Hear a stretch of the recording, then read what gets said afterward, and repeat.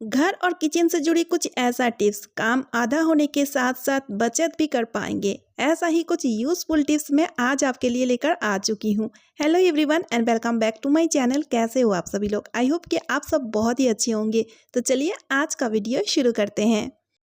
So friends, Deepawali के time हम घर के कोने कोने की सफाई करते हैं, लेकिन जो हमारी मोस्ट इंपॉर्टेंट पार्ट होती है वो है बेड, जिसे हम क्लीन करना भूल जाते हैं या तो फिर इग्नोर कर लेते हैं, जिसे हमें इग्नोर नहीं करना चाहिए।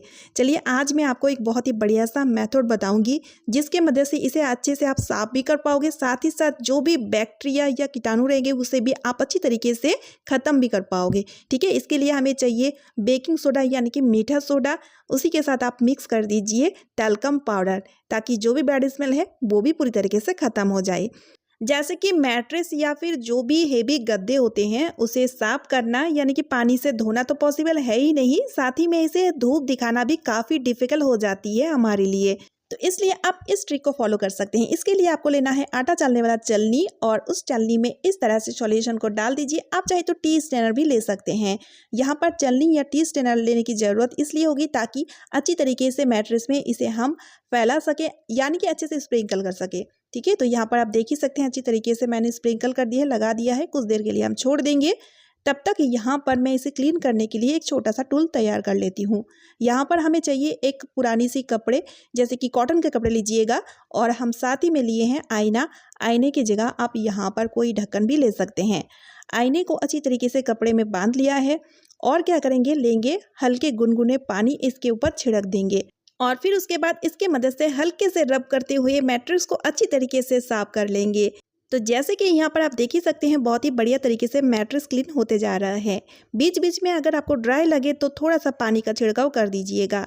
साथ ही में यहाँ पर आपको और एक काम करना है, मैट्रेस के नीचे जो प्लाई होता है ना, वहाँ पर आप बीच बीच में अगर टैल्कम पाउडर का छिड़काव करेंगे तो यहाँ पर कीड़े वगैरह बिल्कुल भी नहीं लगेंगे या मॉइस्चर भी नहीं लगेंगे।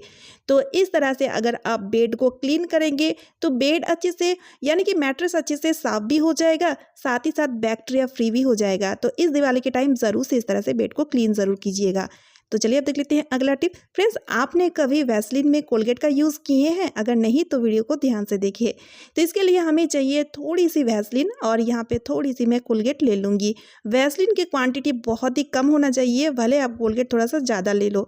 वाइट पेस्ट ही लेना है कोलगेट का, ध्यान रखिएगा। उसके बाद हमें चाहिए एक रुई यानी कि थोड़ी सी कॉटन मैंने लिया है। तो इसका इस्तेमाल लेंगे हम चश्मे को क्लीन करने में। जैसे कि फ्रेंड्स, हम चश्मा यूज़ करते हैं तो आपने देखे होंगे चश्मे में हल्का हल्का सा स्क्रैचेस आ जाते हैं। तो इस स्क्रैचेस को रिमूव करने के लिए ये सॉल्यूशन आपका बहुत ही काम आएगा।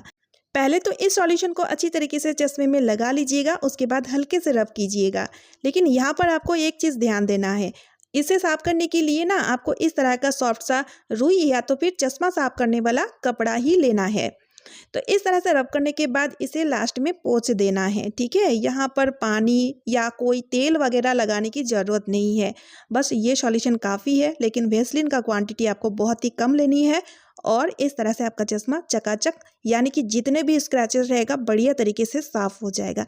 है ना कितना यूज़फुल आइडिया। तो चलिए अब देख लेते हैं अगला यूज़फुल टिप। सो फ्रेंड्स, इस तरह का पॉलीथीन हम सभी के घरों में होता है। जब हम मार्केट से सब्जी या फल वगैरह ले आते हैं या कोई भी सामान ले आते हैं, तो इसी का एक बहुत ही बढ़िया सा यूज़ बताऊंगी। तो सबसे पहले आप अपने हाथ को कुछ इस तरह से पॉलीथीन के ऊपर रख लीजिए, और ले लीजिए एक स्केच पेन या मार्कर, और उसके मदद से इस तरह से ड्रॉ कर लीजिए, यानी कि हाथ के निशान आप बना लीजिए। जब इस तरह से ड्रॉ कीजिएगा ना, थोड़ा सा हट के कीजिएगा, ताकि यूज़ करते टाइम आसानी से यूज़ कर पाएँ और हाथों में फिट आ पाए। ठीक है, उसके बाद हमें चाकू को गरम कर लेना है, और उसके बाद गरम चाकू की मदद से हाथों के निशान के अकॉर्डिंग इस तरह से हम कट करते जाएंगे। तो जैसे ही आप चाकू की मदद से कट करेंगे ना, तो ये पॉलीथीन चिपकते जाएगा और बहुत ही बढ़िया सा ग्लव्स बन के तैयार हो जाएगा, जिसे आप घर बैठे ही चुटकियों में बना पाओगे। लेकिन आपको थोड़ी सी ध्यान रखनी होगी, जब आप गरम नाइफ से इस तरह से कट करोगे ना, तो आपको ध्यान थोड़ी सी रखनी होगी, क्योंकि नाइफ बहुत ही ज़्यादा गर्म है। और इस तरह से बनके तैयार हो चुका है बहुत ही बढ़िया सा ग्लव्स, जिसका इस्तेमाल चाहे हम डस्टिंग के टाइम करें या फिर बालों में मेहंदी वगैरह लगाना हो तब भी हम कर सकेंगे। और भी कई तरह से इसका यूज़ हम ले सकते हैं, जैसे कि अचानक से हमें कहीं बाहर ट्रैवल में जाना हो, तो कहीं हम ट्रैवल में जाते हैं तो साथ में हम अपना अपना ब्रश भी कैरी करते हैं। और घर में जितने भी मेंबर होते हैं उन सभी के ब्रश अगर हम इस तरह से ले जाते हैं तो कहीं ना कहीं हमें थोड़ी सी घिन तो लगती है। तो उस टाइम भी आप इसका इस्तेमाल देखिए कितना बढ़िया तरीके से ले पाएंगे, क्योंकि देखिए एक ही ग्लव्स में हम 5-5 ब्रश को इस तरह से कैरी कर पाएंगे। साथ ही में इसकी सबसे खास बात ये है कि एक ब्रश दूसरी ब्रश के साथ बिल्कुल भी टच नहीं होगी। तो अगर कभी आपको ट्रैवल में जाना है और अगर घर में इस तरह का ग्लव्स नहीं है तो आप फटाफट से इसे बना के बहुत ही बढ़िया तरीके से यूज़ कर पाओगे। है ना कितना यूज़फुल आइडिया। तो चलिए अब देख लेते हैं अगला यूज़फुल टिप।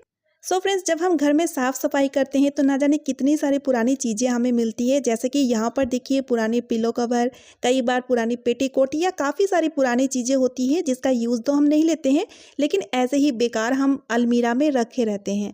तो चलिए इसका ही यूज़ हम बताते हैं। यहाँ पर मैंने लिया है पिलो कवर जो मेरे पास एक्स्ट्रा में पड़ी हुई थी पुरानी, तो इसका यूज़ लेंगे हम बर्तनों को रखने में। जैसे हमारे पास कुछ ऐसे एक्स्ट्रा बर्तन भी होते हैं जिसका यूज़ तो हम नहीं लेते हैं, ऐसे ही खुले में रख देते हैं, धूल मिट्टी गिर के बहुत ज़्यादा गंदे हो जाते हैं, इसका शाइन भी ख़राब हो जाते हैं। तो आप क्या कीजिए, इस तरह का पिलो कवर है तो बढ़िया तरीके से उसमें आप रख लीजिए। देखिए एक पिलो कवर में काफ़ी सारे बर्तन आ जाएंगे, काफ़ी सारी स्पेस अभी भी बची हुई है। तो इस तरह से ये धूल मिट्टी से भी बचेगा और अच्छे से रखे भी रहेगा। तो चलिए अब देख लेते हैं अगला यूज़फुल टिप। तो फ्रेंड्स, यहाँ पर मैंने लिया है गोल्ड ज्वेलरी, एक नेकलेस है, साथ ही में 2-3 छोटी छोटी सी ईयररिंग है और कंगन है। कई बार होता है ना कि जब हम शादी पार्टी में या किसी भी ओकेजन में जब हम ज्वेलरी वेयर करते हैं तो वेयर करने से पहले उसे हम क्लीन ज़रूर करते हैं। कई बार तो ज्वेलरी बहुत ज़्यादा गंदे भी हो जाते हैं, तब भी हम इसे क्लीन करते हैं और इसे क्लीन करने के लिए हम सोनार के पास जाते हैं। तो आज हम घर बैठे ही इसे क्लीन करेंगे, वो भी बहुत ही ईजी और बढ़िया तरीके से और बिना एक भी पैसा खर्च किए हुए। तो यहाँ पर हमें लेना है मिट्टी के दिए, चाहे तो आप पुराने दिए भी ले सकते हैं या तो फिर न्यू दिए भी ले सकते हैं, क्योंकि मिट्टी के दिए में होता है बहुत ही बढ़िया सा क्लीनिंग एजेंट, कोई भी केमिकल नहीं है। पहले के ज़माने में मिट्टी के चीज़ों की मदद से अच्छी अच्छी चीज़ों को साफ़ किया जाता था। तो यहाँ पर मैंने इसका पाउडर बना लिया है, इस तरह से आपको पाउडर इसका बना लेना है। यहाँ पर मैंने लिया है एक बाउल और इसमें मैं थोड़ा सा पानी डाल दी हूँ और अब हमें लेना है इमली। तो इमली तो हम सभी के पास होता है, थोड़ी सी इमली इस पानी में आप डाल दीजिए और इसे ना इस तरह से मिला दीजिए। आप चाहे तो थोड़ी देर के लिए भिगो के रखेंगे तब भी चलेगा। उसके बाद दिए वाली पाउडर को हम इस तरह से पानी में मिक्स कर देंगे और आपको कुछ नहीं करना है, कुछ भी चीज़ों की ज़रूरत नहीं पड़ेगी। इस तरह से आप गोल्ड ज्वेलरी को इस पानी के अंदर डुबो दीजिए बढ़िया तरीके से और इसे डुबो के कुछ देर के लिए छोड़ दीजिए। और हमें यहाँ पर थोड़ी सी हल्दी डालनी है, क्योंकि ये हल्दी की वजह से इसकी चमक बहुत ही बढ़िया तरीके से आ जाएगी। जैसे कि गोल्ड ज्वेलरी का एक बहुत ही बढ़िया से शाइन आती है ना, तो वो हमें मिल जाएगी। तो यहाँ पर मैं 10 से 15 मिनट के लिए छोड़ी थी। अब हम इन ज्वेलरी को एक एक करके इस सॉल्यूशन में से उठा लूँगी। जैसे कि 10 से 15 मिनट के लिए इस तरह से डुबो के रखते हैं ना, तभी इसकी जितने भी गंदगी रहती है ना वो छूट जाती है, अच्छे से साफ़ हो जाती है। क्योंकि गोल्ड ज्वेलरी उतना ज़्यादा गंदे तो नहीं होते हैं, जैसे कि सिल्वर ज्वेलरी बहुत ज़्यादा गंदे हो जाते हैं, काला काला निशान आ जाते हैं। लेकिन गोल्ड ज्वेलरी में ज़्यादा गंदगी नहीं जमती है। लेकिन अगर फिर भी आप चाहें तो टूथब्रश की मदद से हल्के से इसे रब कर सकते हैं। गोल्ड ज्वेलरी में होती है बहुत ही बारीकी वाले डिज़ाइन, तो थोड़ा सा ध्यान से कीजिएगा। लेकिन जो ज्वेलरी हम डेली वेयर करते हैं वो काफ़ी ज़्यादा गंदे हो जाते हैं, तो उसे आप टूथब्रश की मदद से हल्के से रब करने से आप देखिएगा ये बहुत ही बढ़िया तरीके से क्लीन हो जाएगी। तो इस तरह से घर बैठे ही आप इसे इस तरह से क्लीन करें, ना कि सोनार के पास जाएँ। साफ पानी से धो लीजिए, बढ़िया से चकाचक हो जाएगा आपका ज्वेलरी। तो है ना कितना यूज़फुल आइडिया। दिए की यूज़ आप ज़रूर लीजिएगा, इससे कि आप देखिएगा आपका ज्वेलरी कभी भी इसका साइन ख़राब नहीं होगी, साथ ही साथ अच्छे से क्लीन भी हो जाएगी। बिना केमिकल इस तरह से हम ज्वेलरी को क्लीन कर सकते हैं। उम्मीद करती हूँ कि ये ट्रिक आपका बहुत ही काम आएगा।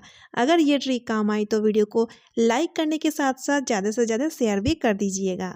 सो फ्रेंड्स, आज का वीडियो मैं यही पेंट करी हूँ। आई होप आप सभी को आज का वीडियो बहुत ही यूज़फुल लगी है। अगर वीडियो थोड़ी सी भी यूज़फुल लगे तो वीडियो को ज़्यादा से ज़्यादा शेयर कर दीजिएगा, साथ ही साथ एक लाइक कर दीजिएगा, चैनल को सब्सक्राइब ज़रूर कर लीजिएगा। तो चलिए मिलती हूँ नेक्स्ट वीडियो में।